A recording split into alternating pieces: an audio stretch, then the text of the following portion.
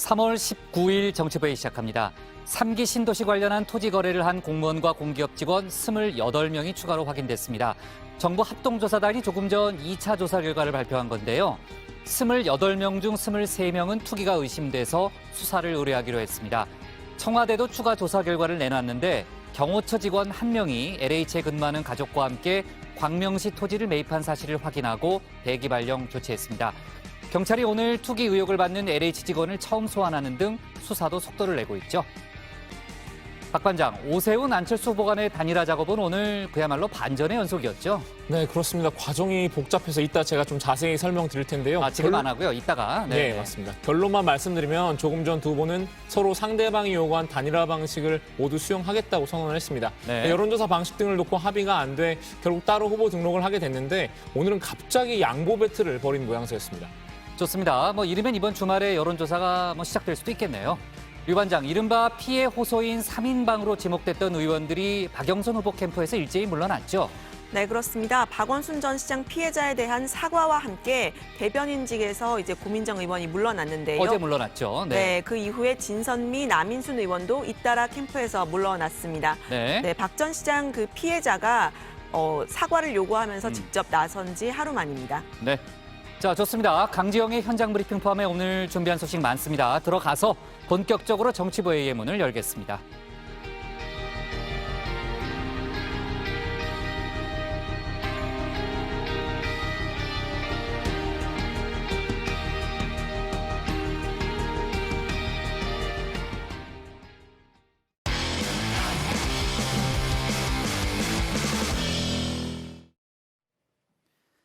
조금 전에 제가 얘기했지만요. 오늘 신도시 투기 의혹과 관련한 청와대와 정부 합동조사단의 2차 조사 발표가 있었습니다. 오늘 오후에 발표가 이루어졌고요. 청와대는 투기 의심 사례로 경호처 직원 1명을 발견했고 합동조사단은 지자체 공무원과 지방공기업 직원 28명을 추가 적발했습니다. 관련 내용을 신혜원 반장이 정리해봤습니다.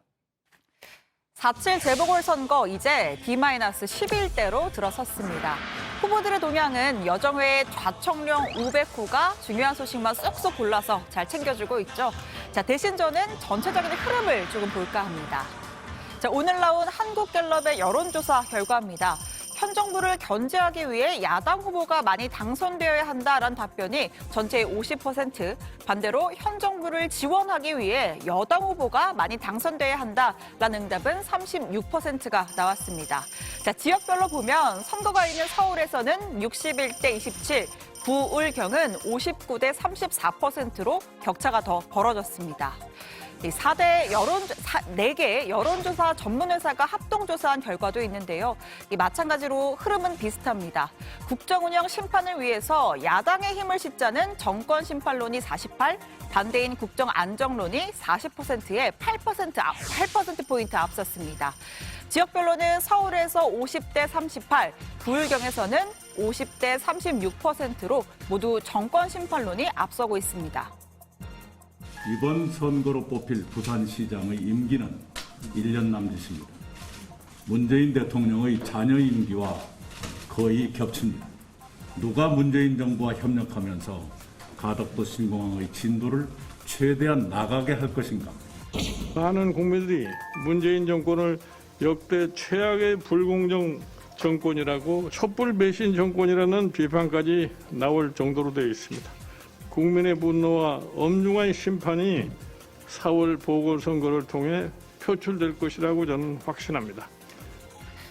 여당의 위기감 속에 이해찬 전 대표가 재등판했습니다. 한 유튜브 채널에 출연해서 여론조사의 3분의 2는 기술적인 장난을 쳤다. 여기에 속아 넘어가면 안 된다는 주장을 내놨습니다. 포기하지 않고 낙담하지 않으면 승리한다라며 지지층의 결집을 도모했습니다. 국민의당 안철수 서울시장 후보도 여론조사가 다가 아니다. 한 표 한 표가 소중한 선거가 될 것이다 라고 전망했죠. 오세훈 후보께서도 그런 경험이 있으시지 않습니까? 한명숙 후보와 그 당시에 싸울 때 여론조사상으로는 제 기억에 15% 이상 벌어졌는데도 실제 어땠습니까? 0.몇 %로 겨우 이길 수가 있었지 않습니까? 여론조사는 여론조사일 뿐 맞습니다. 하지만 여론조사는 전부 다 가짜야라고 주장하는 것도 문제가 있죠. 나름 전문기관이 과학적 표집을 하고 비용도 수천 단위가 들어갑니다. 분리하면 거짓말로 치부하는 것보다야 흐름을 읽는 참고사항으로 받아들이면 될 것 같습니다. 자, 아무튼 LH 직원 투기 의혹이 정부 여당의 악재가 될 것이란 전망은 여론조사 결과 현실로 확인됐습니다. 앞서 보신 결과들의 근거 문항이라고나 할까요?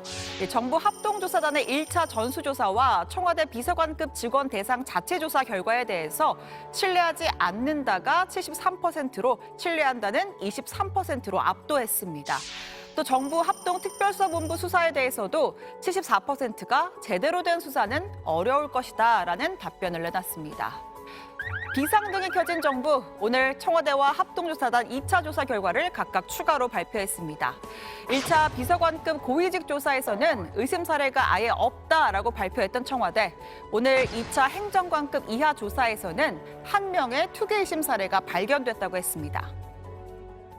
직원 1명이 2017년 9월경 LH에 근무하는 형의 배우자 등 가족과 공동으로 상기 신도시 지역의 토지 413평방미터를 매입한 사실이 확인됐습니다.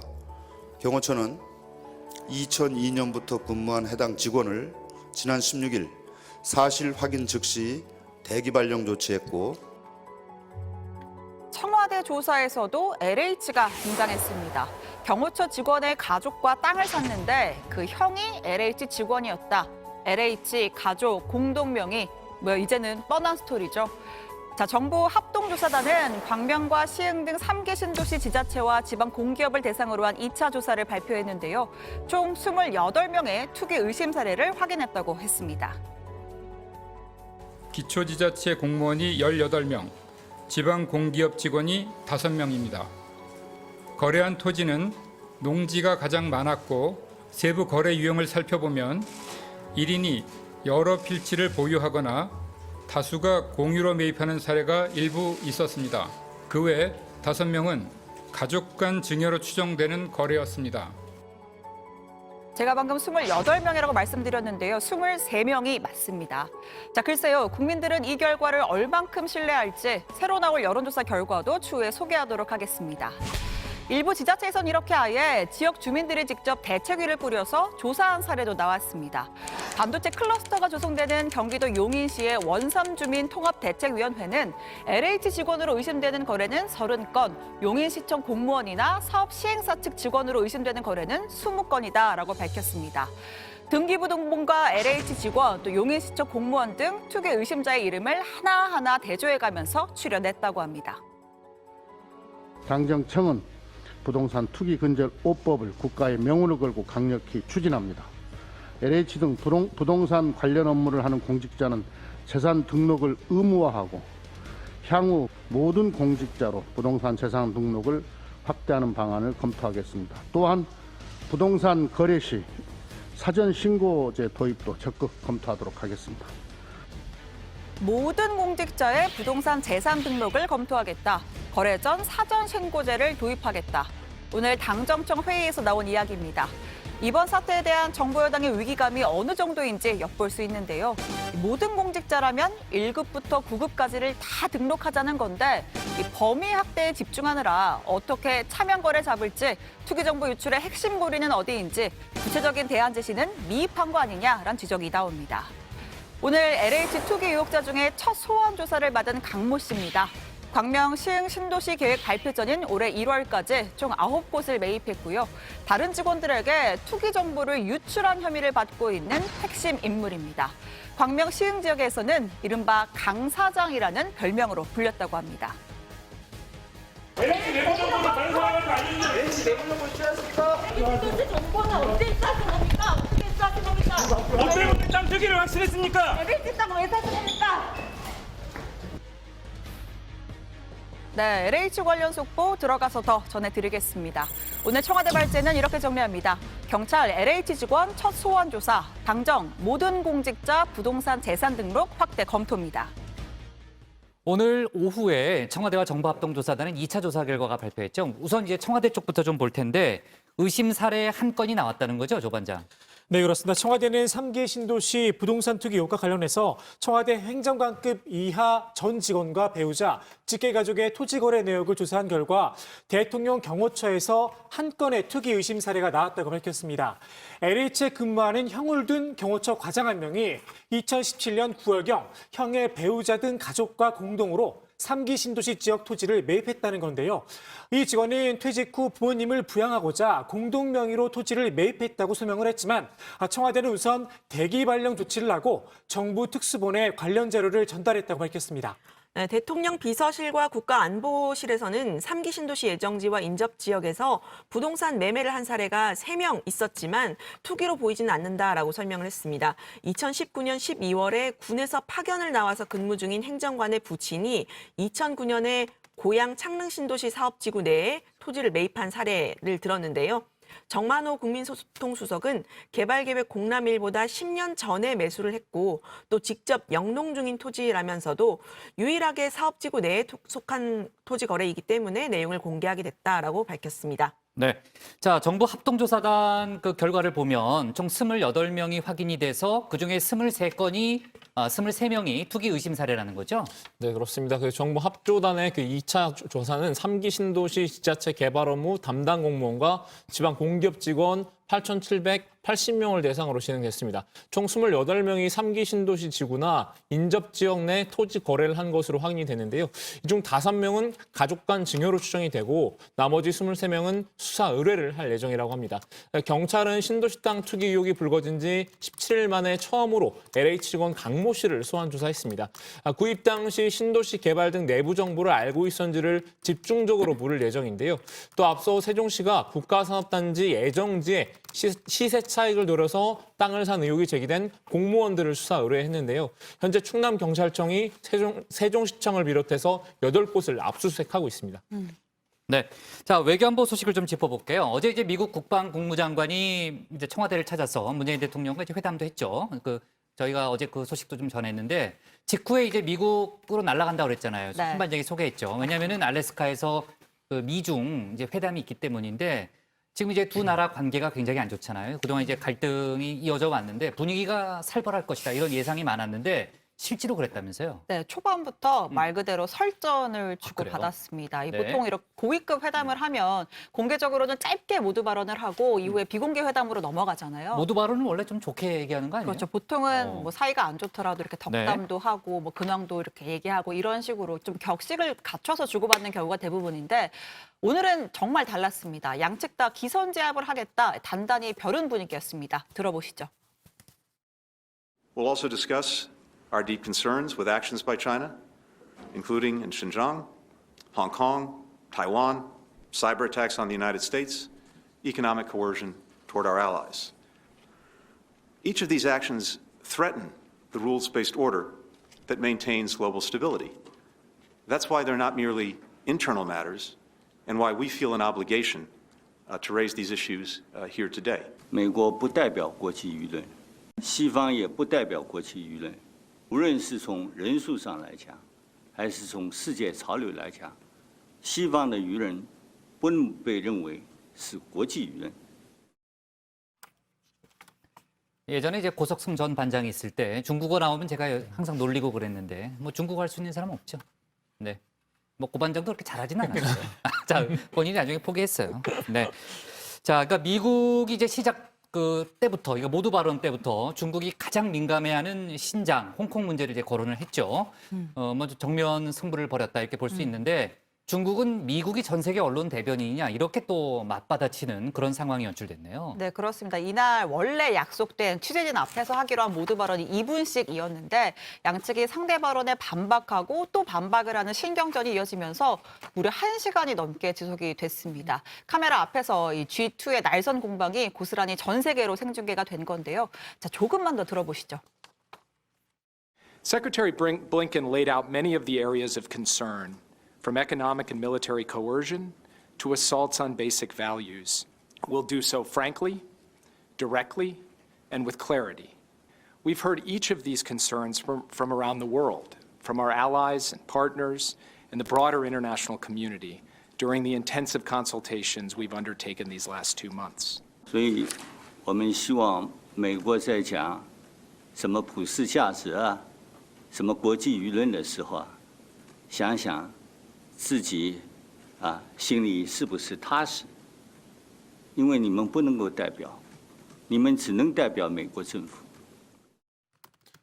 노골적인 비방전이 이어졌는데요. 양재 측 정치국원의 반박 연설이 무려 15분이나 끊지 않고 이어지면서 미국 대표단 측이 규정 위반이다 강하게 항의하기도 했습니다. 미국의 추가 발언을 더 들어달라며 퇴장하려는 취재진을 붙잡기도 했는데요. 1차 회담은 이렇게 마무리됐고 그나마 타협점을 찾지 않을까 예상됐던 2차 회담도 1시간 만에 별다른 합의 없이 끝났습니다. 네. 자, 이제 바이든 신임 대통령이 이제 트럼프 전임 대통령의 정책을 뭐 대부분 다 뒤집게 했잖아요. 그런데 이제 대중국 강경책만큼은 좀 이어지고 있는 그런 분위기네요. 정말 분위기가 아주 뭐 뜨겁다, 뭐 살벌했다 이렇게 표현할 수 있겠습니다. 자, 오늘 청와대 발제 이렇게 정리하겠습니다. 경찰 LH 직원 첫 소환 조사, 당정 모든 공직자 부동산 재산 등록 확대 검토로 제목을 잡겠습니다. 다음은 류정아 반장의 발제를 들어보겠습니다.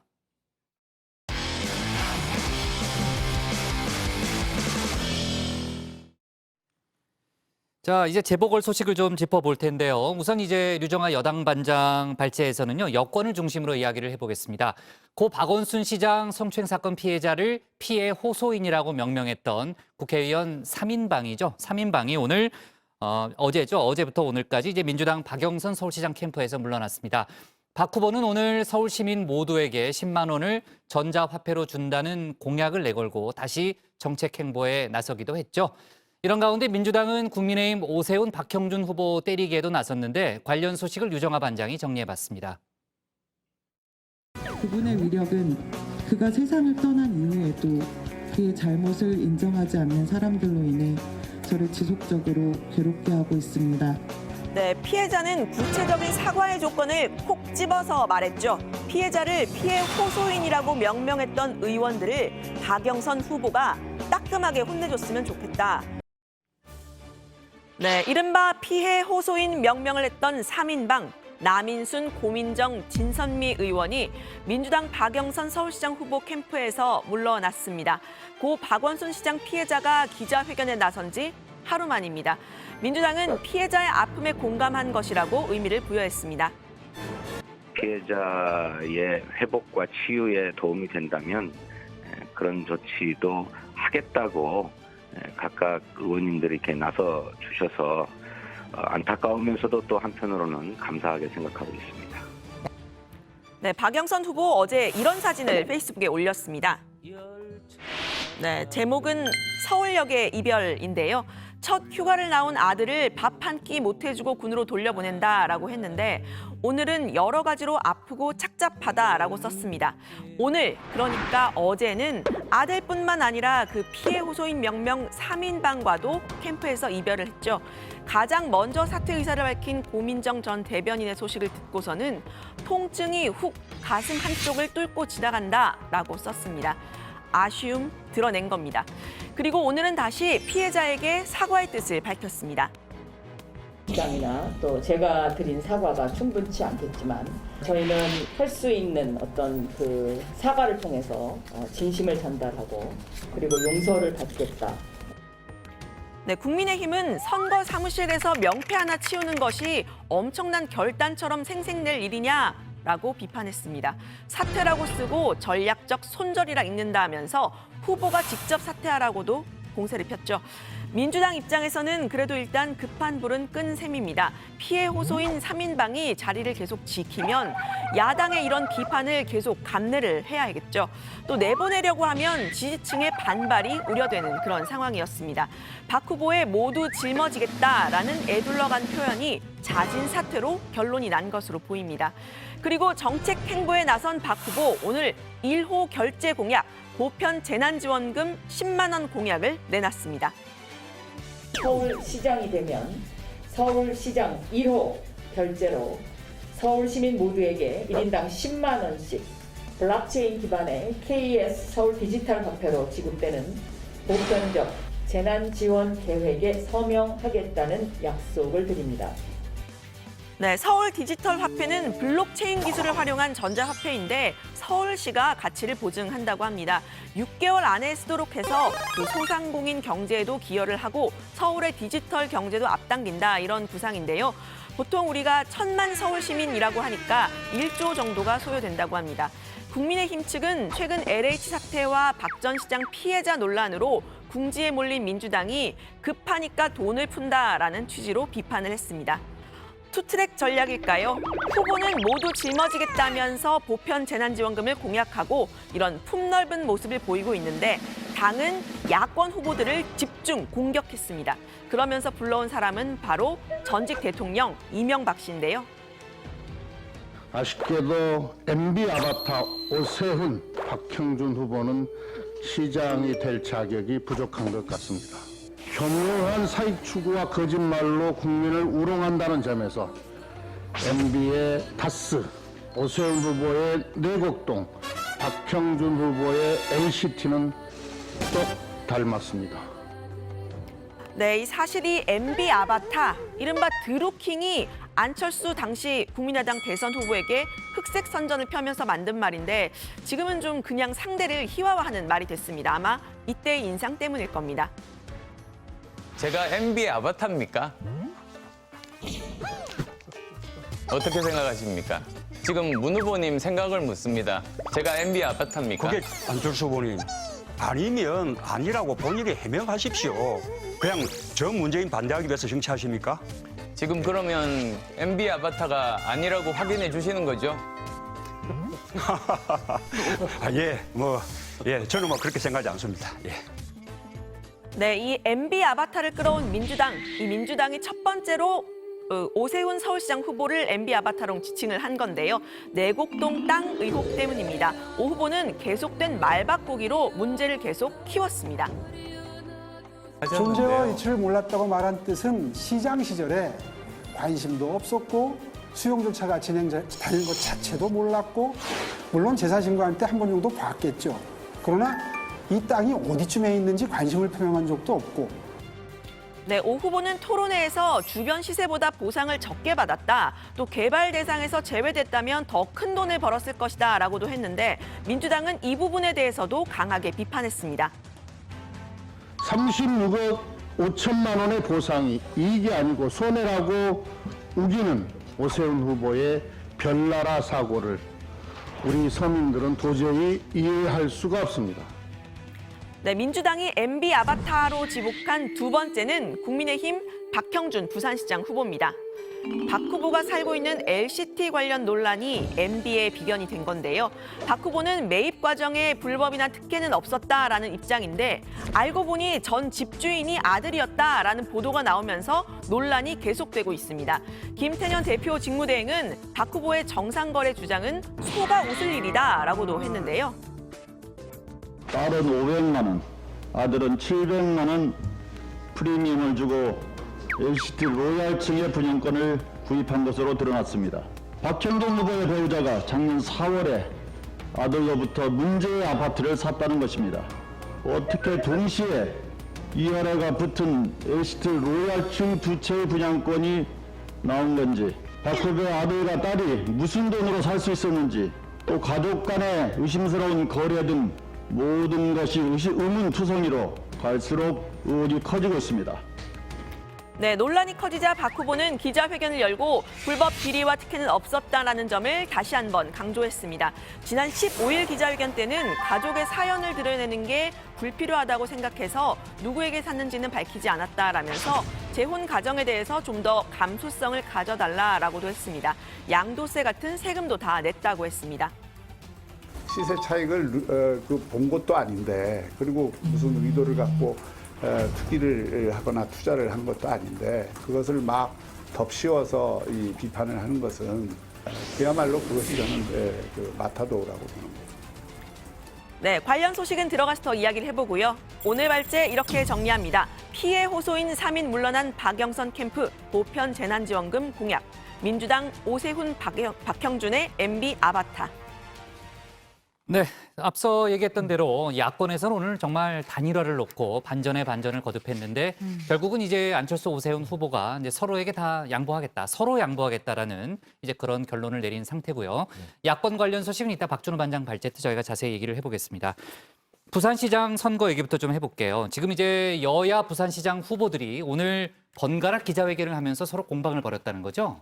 네, 그렇습니다. 일단 LCT 관련 의혹을 좀 살펴보면요. 국민의힘 박형준 후보 가족이 부산 해운대 LCT에 두 채를 보유하고 있는데 현재 1년 만에 20억 원 정도씩 올랐다고 합니다.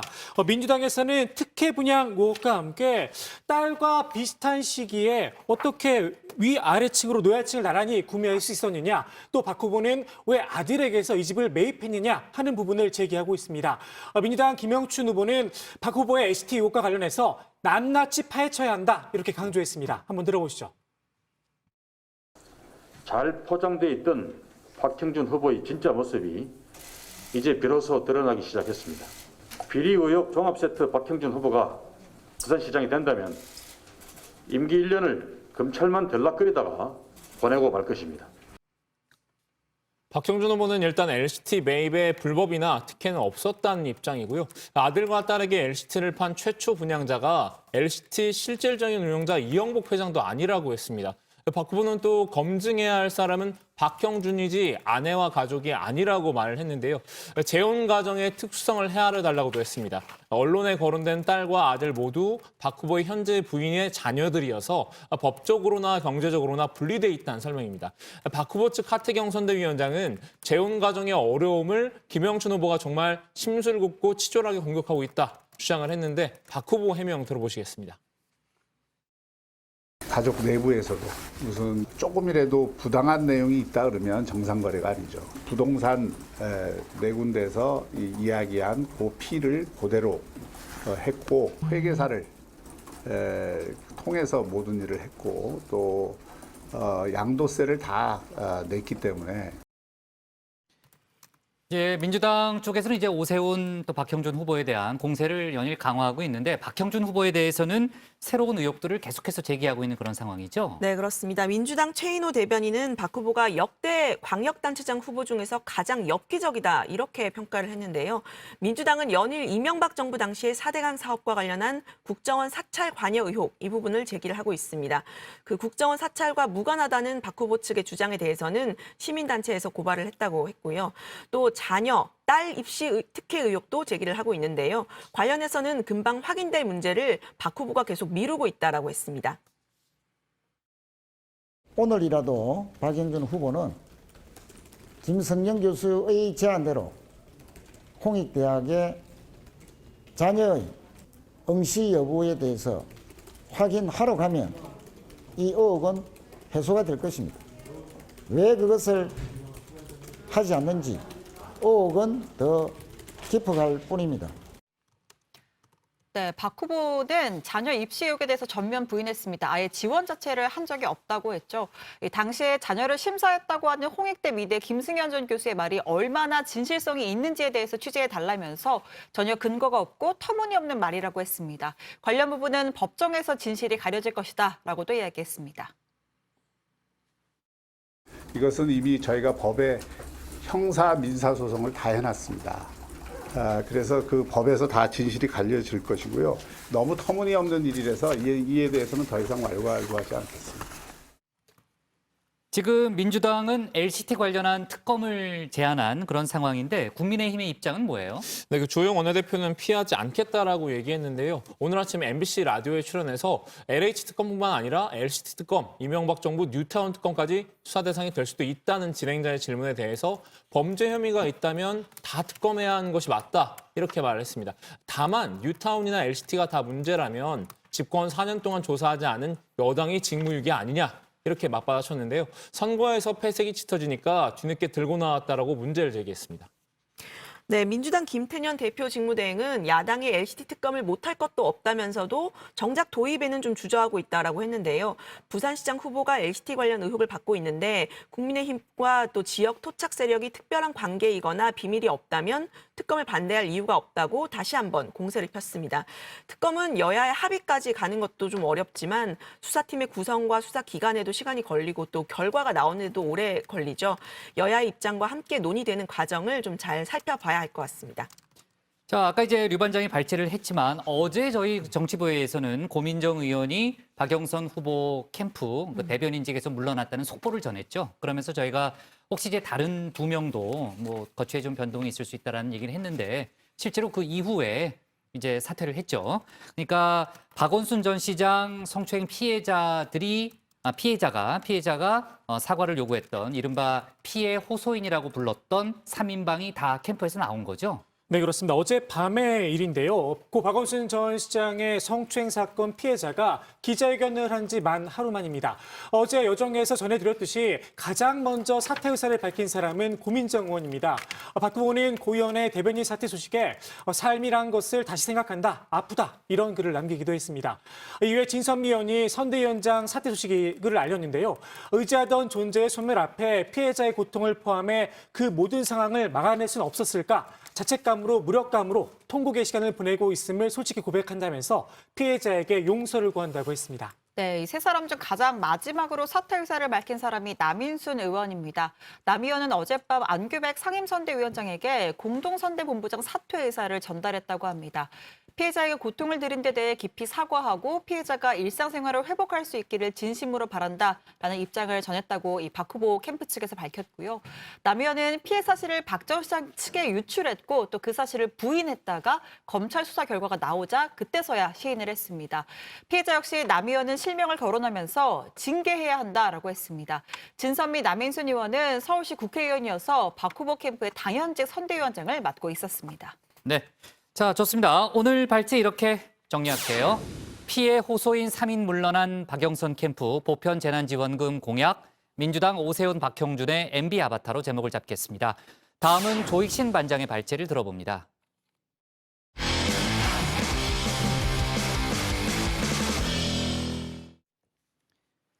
차기 대선이 1년도 채 남지 않았죠. 최근 여론조사에서 이재명 경기지사와 윤석열 전 검찰총장의 2파전 양상이 뚜렷해지고 있는데요. 윤 전 총장이 대선 후보로 급부상하면서 검찰개혁 문제로 갈등을 빚었던 추미애 전 법무장관의 행보에도 관심이 쏠리고 있습니다. 일부에선 추 전 장관이 윤 전 총장을 고리로 해서 대선에 나설 수도 있다는 관측이 나오는데요. 관련 내용을 조익신 반장이 정리해봤습니다.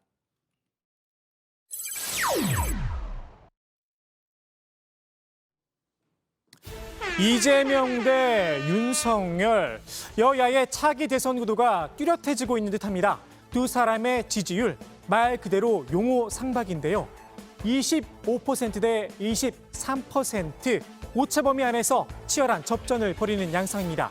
반면 민주당 이낙연 공동선대위원장은 10% 간신히 지지율 두 자릿수를 지켰습니다. 윤석열 전 검찰총장의 안정적인 지지세, 거품이라고 주장했던 민주당 입장에선 심기가 불편할 수밖에 없겠죠. 특히 이분은 더 그렇습니다. 추미애 전 법무부 장관입니다. 연일 정치 군인 같은 정치 검찰이 탄생했다며 날을 세우고 있습니다.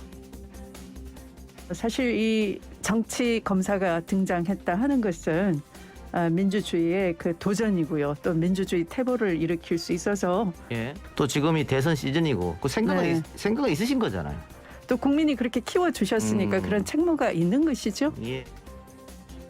윤 전 총장은 대선에 나와선 안 된다면서 본인은 등판 의사를 내비친 겁니다. 국민이 키워줬다면서 말입니다. 물론 생각이 다른 분도 있습니다. 여권 내에서도 말입니다.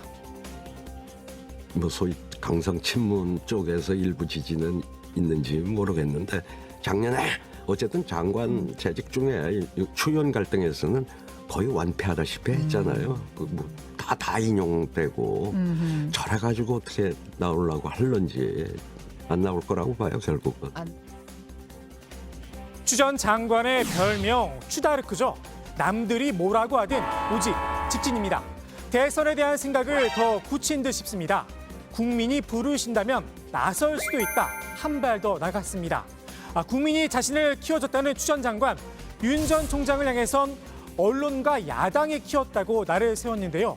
사실 윤석열을 키운 건 파라리 추미애다. 이런 지적도 있습니다. 추 전 장관과 윤 전 총장의 관계 어찌 보면 동전의 양면처럼 느껴지기도 합니다.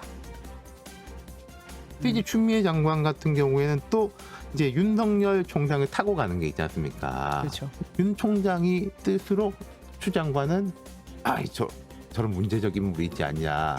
윤석열의 잡을 매는 나다. 민주당 입장에선 보궐선거를 앞두고 바로 이 점이 고민거리입니다. 한겨레 기사인데요. 제목이 윤석열 때리기로 존재감 찾는 추미애, 민주당은 부담 기색도입니다. 선거가 코앞인데 추 전 장관이 전면에 나서면 이른바 추윤 갈등에 대한 중도층의 거부감이 되살아날 수도 있다는 겁니다. 더욱이 윤 전 총장은 4월까지는 외부 활동을 하지 않겠다며 사실상 잠에 들어간 상태인데요.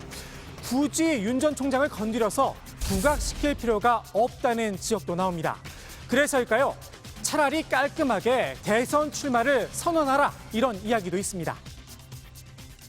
그냥 본인의 생각이 있으시면 분명하게 얘기하시는 게 맞습니다. 그리고 그걸 관련해서 국민들이 물어보실 게 많을 거예요. 기자들도 물어보실 게 많고 이게 다 검증 과정이고요. 국민 행복 과정입니다. 윤석열을 잡을 매가 아니라 대선 후보의 한 사람으로서 국민들이 원하는 지도자인지 검증을 받으라는 뜻인 듯합니다. 윤 전 총장의 정치적 부상에 상황도 나섰습니다. 김종인 비대위원장 얘기냐고요? 이번엔 그분은 아닙니다. 민주당에서도 상황으로 불렸던 분이 있었죠. 이해찬 전 대표입니다. 어느 한 평론가가 이해찬 대표의 상황 정치가 있을 거다라고 말을 했습니다. 얼마 전에 국회에 놀러 오셨어요. 다른 일로. 대표 자리가 여기 있으면 두 줄로 소파가 있거든요. 제가 이 자리를 비워놓고 이렇게 앉았더니 아주 강권을 넘어서 이 자리에 저를 앉히더라고요. 대표는 대표 자리에 앉아야 할 책임이 있다. 그러고 보니 여와야의 두 상황, 썩 좋은 인연은 아니죠. 1988년 13대 총선에서 첫 맞대결을 펼쳤었는데요. 지금까지 3번의 승부에서 이 전 대표가 전승을 거뒀습니다. 이 전 대표는 아직도 배가 고픈 모양입니다. 요즘 김종인 위원장이 별 하나를 애달게 바라보고 있죠.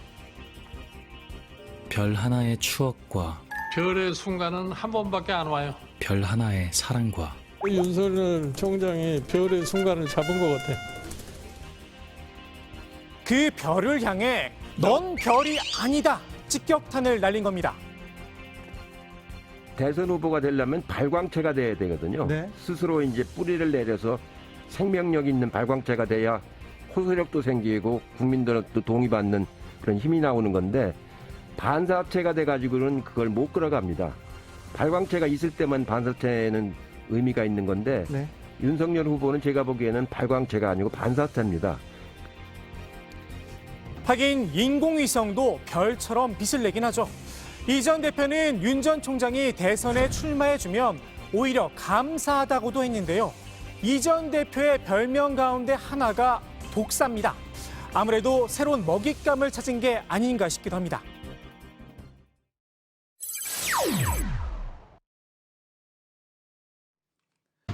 한명수 전 총리 재판에서 검찰 수사팀이 위증을 강요했다는 의혹이 제기됐죠. 오늘 대검이 이 사건을 놓고 재심의에 들어갔습니다. 앞서 대검이 내린 결론은 무혐의였는데요. 박범계 법무부 장관의 수사지휘권 행사로 다시 사건을 검토하고 있는 겁니다. 오늘 회의는 대검의 부장들은 물론이고 고검장들도 참석을 했는데요. 박 장관이 관련 사진을 올렸었죠. 6,000페이지에 달하는 사건 자료를 검토한 뒤에 한동수 감찰부장과 임은정 부장검사의 조사 내용도 경청을 했다고 합니다. 최종 결론은 토론을 거쳐 만장일치로 결정하는 게 원칙인데요. 의견이 모아지지 않을 경우 과반수로 정하도록 규정돼 있습니다. 공소시효 만료가 사흘 앞으로 다가온 만큼 밤샘 토론을 해서라도 결론을 낼 거란 전망입니다. 국민의힘은 박 장관의 이번 수사 지휘권 행사를 놓고 추미애 시즌2라며 날을 세웠습니다. 박범계 장관이 좌파 운동권의 대모인 한명숙 전 총리를 죄 없는 사람으로 만들어주기 위해 수사 지휘권을 남용하고 있습니다. 한명숙 사건은 대법관들이 만장일치로 유죄 확정한 사건입니다. 1억짜리 수표 등 확실한 물증이 있는 사건을 권력으로 뒤집을 수는 없을 것입니다. 반면 민주당은 한명숙 살리기가 아니라고 선을 그었습니다. 일부 언론이나 일부의 검사들이 이 문제를 한명숙 살리기다 이렇게 왜곡하고 있는데 전혀 사실이 아닙니다. 이 문제는 한명숙 전 총리의 사건이 아니고 그 수사 과정에서 벌어졌던 국가 공권력의 폭력 행위에 대한 의혹입니다. 국가 공권력이 폭력 행위를 저질러 놓고 검찰이란 이름으로 덮어주고 넘어간다면 앞으로 국가의 이름으로 국민에게 어떤 의무를 부과할 수 있겠냐며 국가의 신뢰를 행복하는 문제다 이렇게 강조를 했습니다. 몇몇 부장급 검찰 연구관들이 단순 내부 회의를 통해 재소자와 전현직 검사들에게 무혐의라는 면죄부를 손에 쥐어준 것입니다. 민주당은 대검 부장들과 고검장들이 제 식구 감싸기식 판단을 내려선 안 된다고도 압박을 했는데요. 여권 초선 의원 모임인 철험에는 성명을 내고 조남관 검찰총장 직무대행을 직접 공격했습니다. 재심의회에 고검장들까지 참석시켜서 수사주의를 사실상 거부했다는 겁니다. 박 장관을 향해서도 수사주의 취지를 훼손하는 일에 무심코 동의하는 우를 범했다고 지적을 했습니다. 철험의 수석이죠. 민주당 김용민 의원은 이런 주장까지 내놨습니다. 정치검사 윤석열은 물러났으나 그 자리를 새롭게 조남관이라는 정치검사가 채웠습니다. 대검차장은 임기가 정해진 게 아니라 장관 의지에 따라 언제든 교체가 가능합니다. 민주당이 생각하는 재심의 결과는 이미 정해진 듯합니다. 이번 재심의를 놓고 검찰 내부는 벌집을 쑤셔놓은 듯한 분위기입니다. 박 장관이 정치인인지 공무원인지 혼란스럽다는 비판이 나왔는데요. 한 전 총리가 교도소에 수감되던 그날 그 옆을 지키던 박 장관의 모습을 떠올릴 수밖에 없다고 말입니다. 오늘 회의에서 어떤 결과가 나오든 검찰 조직이 또 한 번 크게 흔들릴 가능성이 커 보입니다. 오늘 국회 발제 이렇게 정리합니다. 이재명, 윤석열, 이파전, 추미애, 야, 나도. 공소시효가 이제 22일 끝나기 때문에 아마도 오늘 대검에서 저녁도 먹고 상당히 늦게까지 끝장 토론을 벌이지 않을까 싶습니다. 정치부회의에서 아마 최종 결론까지 소개하기는 좀 어려울 것 같고요. 저희가 다음 주 월요일에 아마 속보로 저희가 다뤄야 될 것 같습니다. 자, 정치권 얘기부터 좀 해볼게요. 지난해 8월 말이죠. 당대표 퇴임 이후에는 사실상 공개 활동을 많이 안 했는데 이해찬 전 민주당 대표가 아까 보니까 이제 상당히 강경 발언을 쏟아내던데요. 지금 이제 재보궐선거가 한 20일 정도밖에 안 남았잖아요. 본격적인 선거 지원에 나선 뭐 그런 모양새로도 또 일으키고 있네요. 그리고 이낙연 상임선대위원장은 호남을 찾았다는 거죠? 네, 그렇습니다. 이낙연 선대위원장이 어제 호남을 깜짝 방문을 했는데요. 이 명분은 여수 순천 그 사건 진상 규명과 희생자 명예 회복에 관한 특별법을 이달 안에 처리하겠다라는 의지를 다진다는 거였습니다. 지금 그런데 이제 서울과 부산의 선거 상황이 그렇게 좋지 않은 상황에서 좀 뜬금없는 행보가 아니냐 이런 이야기가 당내에서 좀 나왔는데요. 일부에서는 재보선 뒤에 있는 당내 대선 경선을 위한 행보가 아니었느냐라는 뒷말도 있었다고 합니다. 이에 대해서 이 위원장 측은 지역에서 와서 격려를 해달라는 요청이 있었다. 그래서 보궐선거가 있는 지역을 한 차례씩 방문하는 차원이다. 이렇게 설명을 했습니다. 호남에서도 재보궐선거가 치러지는 지역이 있죠? 네, 전남에서는 광역의원 2명과 기초의원 1명, 또 네. 전북에서는 기초의원 1명을 뽑습니다. 광주광역시는 재보궐선거가 없습니다. 네. 자, 정세균 총리 같은 경우에는 이제 여권의 유력 대선 주자 중에 한 명으로 꼽히잖아요. 이제 이번 이제 뭐 코로나 전국도 있었지만 이번 이제 LH 사태로 대선 행보에 그 일정의 차질이 빚어지는 거 아니냐 이런 관측도 있다고요. 네, 사실 정세균 총리 대선 도전은 뭐 일찌감치 기정사실화된 사안이었습니다. 문제는 언제 이 총리직을 내려놓느냐 시점이 관건이었는데요. 4월 재보선 이후에 코로나19 백신 접종이 어느 정도 마무리가 되면 이 총리직을 내려놓을 거다 이런 관측이 많았습니다. 그런데 변수가 생겼죠. LH 사태가 터지면서 상황이 바뀌었습니다. 문 대통령은 총리실의 지휘 아래서 이번 땅 투기 의혹 조사하라 지시를 했는데요. 정부가 LH 사태 대응에 총력을 기울이고 있는 상황에서 이 책임자인 정 총리가 직을 내려놓는 건 좀 어렵지 않겠냐라는 분석입니다. LH 사태가 어느 정도 마무리될 때까지는 이 직을 좀 이어가야 할 텐데요. 그만큼 대선 경선을 위해서 쏟을 수 있는 시간은 줄어들 것 같습니다. 지금 이제 예결위에서 추경 관련한 이제 종합정책 질의가 진행 중이죠. 어제 예결위에서 정세균 총리의 대선 출마 여부를 놓고 무소속 홍준표 의원과 약간의 그걸 뭐라고 표현해요? 뭐 신경전? 뭐 그 정도의 좀 오가는 말들이 있었죠. 네, 그렇습니다. 홍 의원도 뭐 정 총리의 사정을 잘 알고 있을 듯한데요. 약간 약을 올린 거라고 봐야 할지도 모르겠습니다. 어제 예결위에서 정 총리에게 언제 등판을 할 거냐 이렇게 물었는데요. 직접 들어보시죠. 등판 준비는 하고 있습니까? 아니 지금 예결위 질문장에 오셔서 지금 국정 묻습니다. 갑작스럽게 무슨 말씀을 하고 계십니까?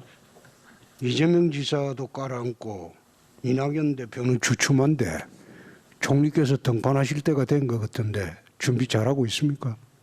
아마 홍 의원님이 준비를 잘 하시기 바랍니다. 네, 정 총리가 점잖게 답변을 하긴 했지만 아마 이런 의미가 아닐까 싶습니다. 너나 잘하세요. 아니 저게 왜 갑자기 중간에 들어갔지? 어제부터 자꾸 중간중간에 영화 장면을 갖다 쓰네요. 어제 그 뭐라 그랬지? 무비마크? 복마크를 그 표절한 그 무비마크 미는 거예요? 계속해서? 매일 하려고? 그게 아니라 그 국장이 졸속이라고 하셔가지고요. 졸속처럼 그냥 중간중간에 넣기로 했습니다. 그냥. 이거 예전에 그 성씨 그 따라한 것들이 있었잖아요. 그 뭐 세상에 저런 일이 있었고 뭐 그것이 알고 싶단가 뭐 이런 것도 굉장히 인기 코너들인데 인기 코너들인데서 이제 인기 코너 아니었어요. 아주 굉장히 졸속이었죠. 그거야말로 졸속이었죠. 네. 알았습니다. 자, 그러고요. 이건 뭐 반가운 소식인데요. 쇼트트랙 심석희 선수가 화려한 부활을 알렸다는 거죠? 네, 그렇습니다. 심석희 선수가 국내 쇼트트랙 대회에서 2관왕을 차지했습니다. 어제 여자 일반부 1500m 우승에 이어서 오늘 1000m 결승에서도 가장 먼저 결승선을 통과했습니다. 국내에서 쇼트트랙 대회가 열린 건 지난해 11월 이후 4개월 만인데요. 당시에는 1000m에서 2위, 1500m에선 4위를 차지했었습니다. 심 선수는 다시 태극마크를 달고 좋은 모습을 보이고 싶다. 많이 간절하고 그립다는 소감을 밝혔습니다. 네, 정말 반가운 소식이네요. 자, 좋습니다. 오늘 국회 발제 이렇게 정리하겠습니다. 이재명 대 윤석열 2파전 추미애 야나두로 제목을 잡겠습니다. 다음은 박준호 반장의 발제를 들어보겠습니다.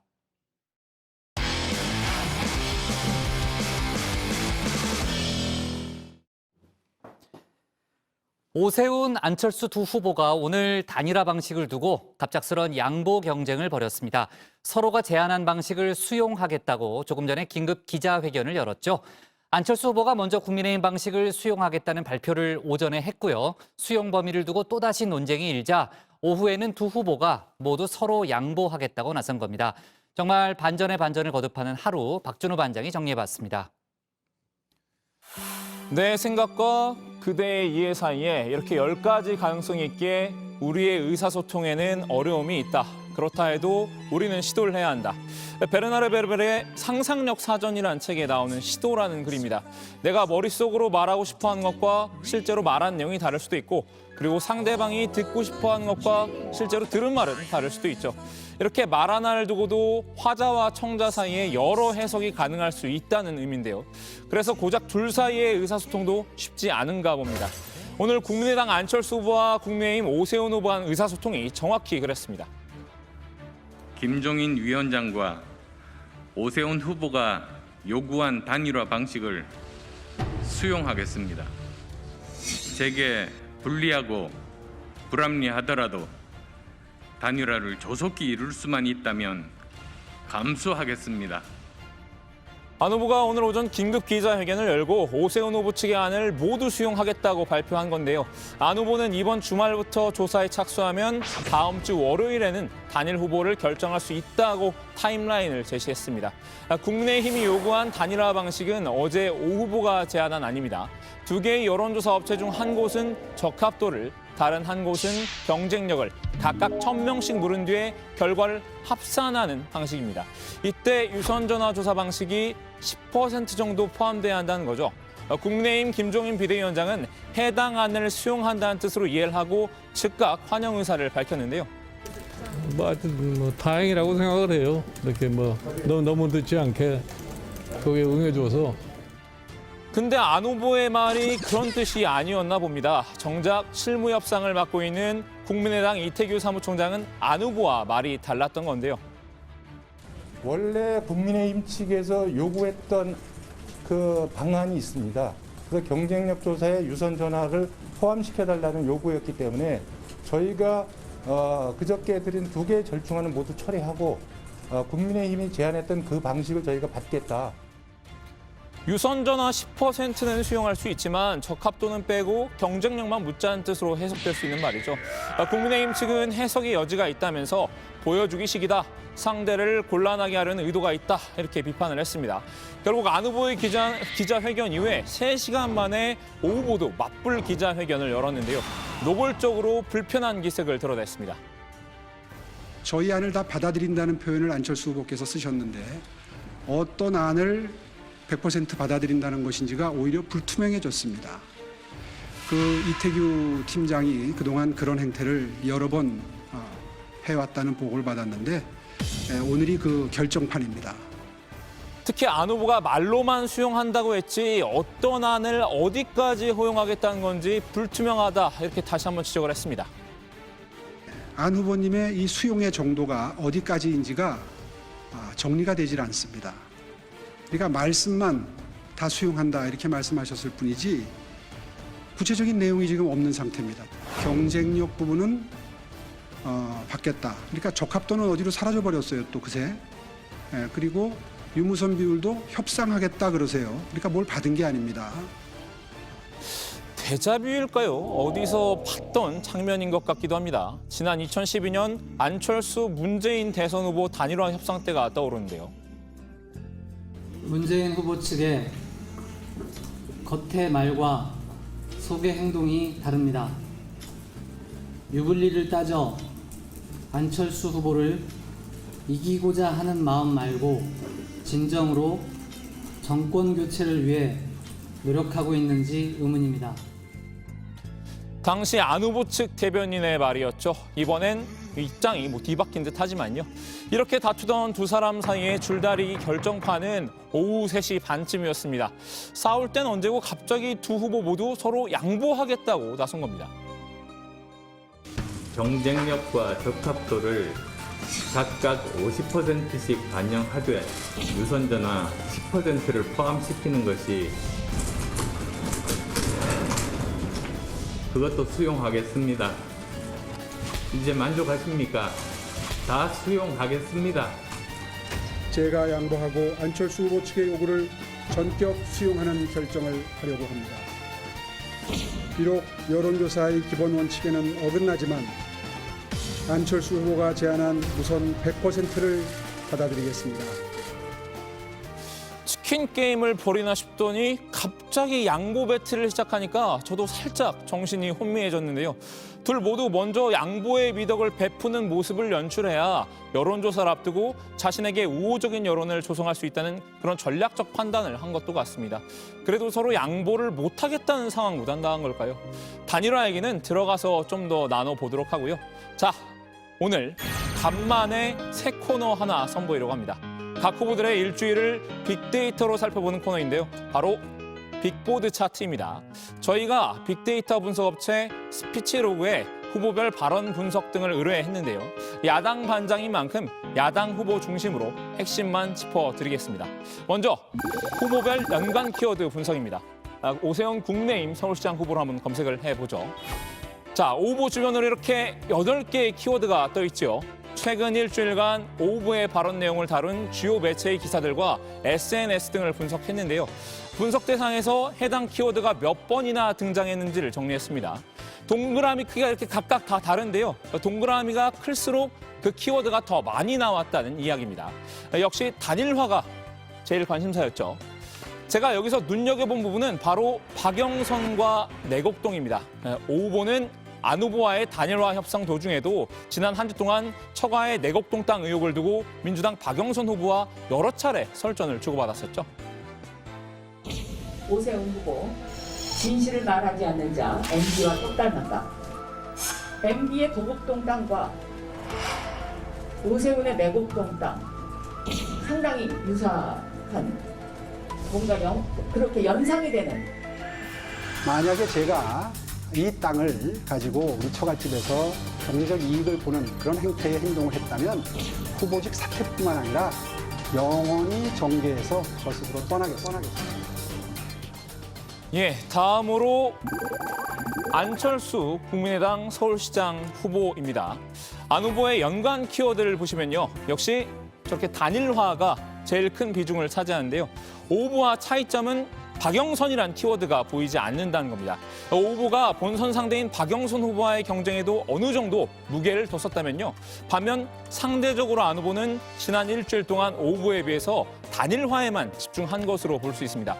여기서 주목할 키워드는 바로 합당인데요. 단일화 협상이 지지부진하자 안 후보가 던진 승부수였죠. 저는 야권 단일 후보가 되어 국민의힘과 통합 선거 대책위를 만들어 야권 대통합의 실질적인 기반을 다지겠습니다. 서울시장이 되어 국민의당 당원 동지들의 뜻을 얻어 국민의힘과 합당을 추진하겠습니다. 한마디로 저 발언이 안 후보가 일주일 동안 했던 발언들 중에 가장 관심도가 높았던 발언으로 볼 수 있겠네요. 자, 후보별 SNS 언급량도 한번 살펴봤습니다. 오세훈 후보는 지난 일주일 동안 트위터 사용자 2,887명이 언급을 했는데요. 이렇게 리트윗 횟수는 당연히 제외를 했고 당연히 또 그룹 엑소의 오세훈 씨라든가 동명이인도 배제한 결과입니다. 유튜브에 올라온 오세훈 후보 관련 영상은 330여 개, 모든 영상의 조회수 총합은 1,226만여 회였습니다. 자, 안철수 후보는 2,059명의 트위터 사용자들이 언급을 했고 관련 유튜브 영상은 290여 개, 총 조회수는 1,139만여 회로 조사가 됐습니다. SNS에서 지난 일주일간 오 후보가 안 후보보다 관심도가 조금 더 높았다고 볼 수 있겠네요. 자, 일단 오늘 빅보드 차트는 여기까지고요. 알찬 분석으로 다음에도 또 돌아오겠습니다. 오늘 야당 발제 정리합니다. 안철수, 오세훈 서로 양보 선언, 각자 방식 수용하겠다 경쟁. 박 관장이 또 아주 분석적인 그런 코너 하나를 선보였네요. 오늘 이제 야권 후보들 중심으로 했고 여권 쪽도 한번 다음에 같이 좀 뭐 종합적으로 비교하는 방식으로 하면 좋겠네요. 알겠습니다. 네. 류 반장하고 함께 좀 얘기를 해보도록 하겠습니다. 졸속이 아닌 코너를 선보였네요. 아, 그래요. 네. 졸속 아닌 것 같아요. 사실 원래 저 네. 이름을 복마크를 오마주로 해서 빅마크로 할까 좀 고민을 했었거든요. 그래요. 근데 또 이제 왠지 무비마크랑 겹치는 부분이 좀 있는 것 같아갖고 그래. 제가 아직 끝나고 두 사람이 얘기해요. 지금 이제 할 양보해 얘기 많으니까. 드리겠습니다. 예. 알았어요. 자, 좋습니다. 오늘 이제 오세훈 안철수 두 후보 정말 여러 번 이제 기자회견도 했고 어떻게 보면 이제 수싸움도 상당히 치열했습니다.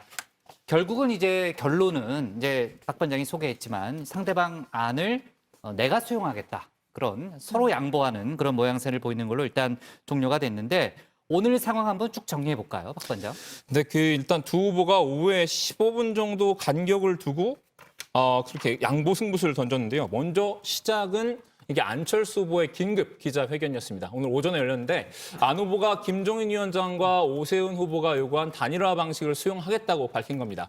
근데 오세훈 후보가 오후에 다 수용하겠다고 하더니 전혀 그렇지 않은 상황이라고 반박 기자회견을 열었습니다. 안 후보는 모두 수용하겠다고 밝혔지만 같은 당인 이태규 사무총장이 국민의힘이 저희한테 제시한 방안은 경쟁력 조사와 유선 전화 10%였다라고 말하면서 혼란을 빚었던 거죠. 유선 전화는 수용할 수 있지만 적합도 조사는 거부한 것으로 해석됐기 때문인데요. 여기 좀 더 설명을 드리자면요. 안철수 후보 측은 안 후보가 모두 수용했다는 안이 애초 실무협상단끼리 의논을 하다가 국민의힘이 절충안으로 제시했던 경쟁력만 조사하고 유선전화 10%를 반영하는 안이었다고 본 건데요. 반면 국민의힘은 어제 오 후보가 제안했던 두 여론조사 기관에서 각각 적합도와 경쟁력을 물어서 합산하고 유선전화 10%를 반영하는 안이다. 이렇게 받아들인 겁니다. 지금 조 반장이 설명한 그대로인데요. 맞아요. 네. 도와주셔서 감사합니다. 자, 이렇게 양측 논쟁이 이어지니까 안 후보는 오후에 3시 반쯤 기자회견을 열고 국민의힘이 원하는 대로 모두 수용하겠다 이렇게 발표를 했습니다. 오세훈 후보는 서울시 선관위에 후보 등록을 하기 전 취재진을 만난 자리에서 본인이 양보하겠다라고 밝혔는데요. 오 후보는 안 후보 발표 이후 15분 뒤인 한 3시 45분쯤에 입장을 내놓은 터라 그 안철수 후보의 입장을 직접 듣지는 못한 채 입장 발표에 나섰습니다. 또 하나의 바보 같은 결정이 될지도 모른다면서 무선조사 100%를 수용하겠다라고 말했습니다. 네, 그러니까 두 후보가 비슷한 시간에 서로 이제 상대방의 안을 받아들이겠다 이렇게 발표를 한 건데 나중에 이제 상대방도 그런 발표를 했다는 걸 들었을 거 아니에요. 그러니까 각 후보 반응이 어떻게 나왔어요? 거의 동시에 이 양보안이 네. 나왔기 때문에 두 후보 측 모두 굉장히 좀 당황한 것 같았습니다. 그러니까 미리 짠 게 아니잖아요, 이게. 사실 그죠? 제일 네. 자화한 사람은 야당 반장인 박 반장이었죠. 박 반장이 오늘 썼다 지웠다를 뭐 여러 번 했어요. 지옥 같았다고 하더라고요. 아무튼 알았어요. 네. 이게 오 후보가 기자들과 만나서 제가 이동하고 오는 동안에 안 후보 측의 발표가 있었던 모양인데 저는 제가 준비해온 안을 말한 거다라고 얘기를 하면서 지금은 제가 밝힌 입장만 말씀드릴 수밖에 없다고 했습니다. 양측이 물밑 접촉 없이 서로의 양보안을 거의 동시에 꺼내든 것은 이 단일화가 그만큼 피할 수 없는 과제라는 것에는 동의했다는 걸 보여준 셈입니다. 네. 어쨌든 두 후보가 뭐 처음에는 이제 경쟁하는 모습이 두드러졌었는데 갑자기 이제 양보 프레임으로 간 이유는 뭘까요? 정치권에서 대승적 결정이라는 표현을 자주 쓰잖아요. 이 네. 향후 진행될 실무 협상에서 좀 우위를 점하기 위한 명분 싸움을 벌인 것으로 보입니다. 통큰 양보를 했다. 그렇죠. 네. 여론조사에서 주도권을 잡겠다. 그런 뜻으로도 읽을 수 있고요. 그동안에 사전에 언질없이 선제적 전격 수용 입장 발표로 대응했던 안 후보의 행보에 대해서 오 후보 측은 전략적이라고 불만을 표시했던 적도 있었습니다. 그래서 오 후보도 안 후보에 맞서서 맞불 양보 작전을 전격적으로 발표를 했는데 결과적으로 비슷한 시점에 이 안이 나오면서 일단 결론은 실무 협상을 새롭게 해야 되는 상황이 된 겁니다. 그럼 실무 협상은 바로 시작 또 하는 거예요? 네, 일단 정양석 국민의힘 사무총장은 숨을 좀 돌리자라면서 신중한 반응을 보였는데요. 이태규 국민의당 사무총장은 오 후보의 양보 선언에 대해서 진작에 하시지 이해가 안 간다라면서도 좋은 의미라고 생각한다고 말했습니다. 서로 양보 의사를 밝힌 만큼 이제 공식 선거운동 개시일인 이달 25일 이전에는 단일 후보를 내는데 일단 속도가 붙을 가능성이 커졌습니다. 둘 다 양보를 하겠다고 했는데 뭐 정작 합의가 안 되면 더 우스운 상황이 될 수 있기 때문입니다. 김종인 비대위원장의 반응이 궁금한데 혹시 취재된 게 있어요? 네, 김 위원장은 오 후보의 양보 선언 이후에 비상대책위원장실에서 오 후보와 실무 협상팀을 이끄는 정양석 사무총장을 면담을 했는데요. 김 위원장은 면담이 끝난 후에 기자들과 만나서 두 사람이 서로 양보를 했으니 두 사람이 다시 만나서 어떻게 할 것인지를 결정해야 한다. 라고 말을 했습니다. 오 후보가 100% 무선 전화 여론조사를 안 후보 측에 제안한 것에 대해서는 사전에 조율된 것이 아니다 이렇게 말을 했습니다. 네, 오 후보는 김 위원장과 만난 뒤 기자들에게 김 위원장은 상대의 말을 들어봐야 하니 협상팀끼리 정리하도록 하자 이렇게 밝혔다고 했는데요. 자신이 100% 무선 전화 여론조사를 제안한 것에 대해서 김 위원장은 별다른 이의가 없었다. 제 의견을 존중해 주신다 이렇게 말을 했습니다. 오 후보는 국회로 오는 동안 쭉 김 위원장과 통화를 했다면서 반대 의견이 있을 수 있겠다 이렇게 생각을 하고 전화를 드렸는데 강한 거부감을 보이진 않았다고도 했고요. 또 무선 전화로만 여론조사를 하자는 저의 양보안이 그대로 유지됐으면 한다 이렇게 밝혔습니다. 두 후보가 이제 곧 만나겠는데요? 네, 오 후보가 후보들이 한번 봐야 할 것 같다. 서로 오해도 좀 있는 것 같다. 아직 통화는 안 됐지만 연락드려서 만나고 오해가 있었다면 푸는 기회를 갖는 게 어떨까 싶다라고 했습니다. 안 후보가 유선전화 10% 여론조사를 수용한 것에 대해서는 그 말을 듣는 순간 놀랐다. 완강한 입장이었는데 결단해 준 것에 감사드린다. 저도 참 어려운 결정을 했다라고 답했고요. 안 후보 측과의 단일화 협상에 대해서는 투트랙으로 하겠다. 저도 연락하고 협상팀은 협상팀대로 협상 연락을 하겠다라고 말했습니다. 주말 사이에 좀 진전된 소식이 나오겠네요. 저희가 다음 주 월요일에 다 종합적으로 또 다뤄보도록 하겠습니다. 자, 일단 오늘 야당 발제 이렇게 제목을 정리하겠습니다. 오세훈, 안철수 동시에 양보 선언, 김종인 둘이 만나 결정하라로 잡겠습니다. 다음은 강지영 현장 반장의 현장 브리핑을 보겠습니다. 안녕하세요. 현장 브리핑의 강지영입니다. 새학기를 맞아 각 지자체에서는 아이들의 안전한 등하굣길을 위해서 어린이 보호구역 특별 점검을 실시하고 있습니다. 인식이법이 시행된 지 약 1년이 다 돼가는데요. 아이들의 안전 잘 지켜지고 있을까요? 직접 확인해 보겠습니다. 여러분 보시면 그 노란색 어린이 보호구역 간섭안이 탈락이 되어 있잖아요. 네네. 유지보수업체에다 이야기해서 바로 이제 수정을 할 거예요. 이게 시간이 지나면 타이어에 의해서 마모가 되고 훼손이 되는 경우가 있고요. 노면 유지보수 업체를 통해서 바로 복구를 할 겁니다. 도로교통공단에 따르면 새학기가 시작되는 3월부터 교통사고 건수가 급격하게 증가했으며 사상자 비중은 초등학교 1, 2학년이 가장 높았습니다. 저도 이제 운전자로서 학교 근처를 운전할 때 좀 조심하는 경향이 있는데 아직까지 잘 못 지키시는 분들도 덜어 있는 것도 맞아요. 그건. 어떤 점들이 좀 더 보완되면 좋겠다 이런 생각하시는 부분이 있을까요? 갑자기 또 속도를 줄이기에는 또 위험한 부분도 있고 따라오는 뒷차도 위험도 있으니까 일정 거리 이상에서부터 어린이 보호구역이라는 걸 알려주는 기능이 좀 있었으면 좋을 것 같아요. 어린이 보호구역 안에서는 주차나 정차할 수 없습니다. 운전자와 아이들의 시야를 가려 사고 위험을 높이기 때문인데요. 현장에선 잘 지켜지고 있을까요? 단속 현장을 함께 가보겠습니다. 일일이 딱지를 이렇게 붙이거나 이러진 않네요. 그렇게 하시는 분도 있어요. 저희는 그냥 이 CCTV 촬영으로 순회 단속을 하고 있어요. 지금 저렇게 주차금지라고 올라와 있는 것들을 과태료가 부과되는 거예요? 예. 현행은 일반 도로 기준 4만 원인데요. 어린이 보호구역 같은 경우에는 2배에서 8만 원. 하지만 5월 11일부터 3배까지 상향 조정되어 12만 원이 부과될 예정입니다. 그러니까 어린이 보호구역에서 이제 불법 주정차 하시는 분들, 차주분들 변명은 보통 뭐라고들 하세요? 5분밖에 안 됐는데 단속됐다고. 근데 저희가 10분이 지나면 단속이 되거든요. 근데 이제 그분들은 5분밖에 안 됐는데 단속됐다. 이렇게 말씀하시거든요. 네, 가장 이제 많이 하시는 말씀이 이제 자녀분들 픽업을 위해서 잠시 정차를 했다든지 자기 집 앞이어서 주차를 했다라는 것들이 가장 많은데요. 이제 어린이 보호구역에 대한 단속은 앞으로도 강화될 예정이어서 각별한 주의가 필요합니다. 어린이 교통사고는 주로 횡단보도에서 발생합니다. 때문에 옐로카펫으로 운전자가 보행자를 쉽게 인식할 수 있도록 하고 스마트 횡단보도를 설치하는 등 다양한 기술도 활용되고 있습니다.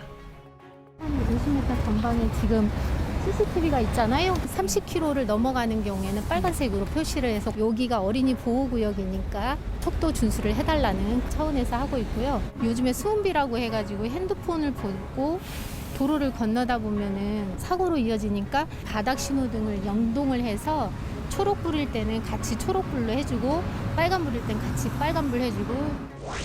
경찰청 통계에 따르면 민식이법 시행과 어린이 보호구역 단속 강화 이후 지난 한 해 교통사고 건수가 2019년보다 16% 감소했고 사망자 수도 절반으로 줄어든 것으로 나타났습니다.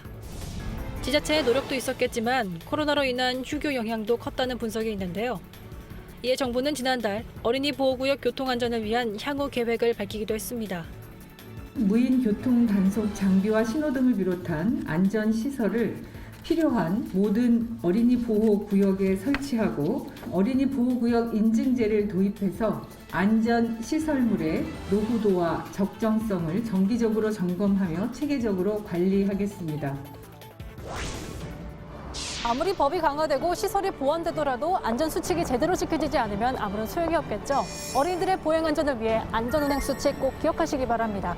지금까지 현장브리핑의 황정희였습니다.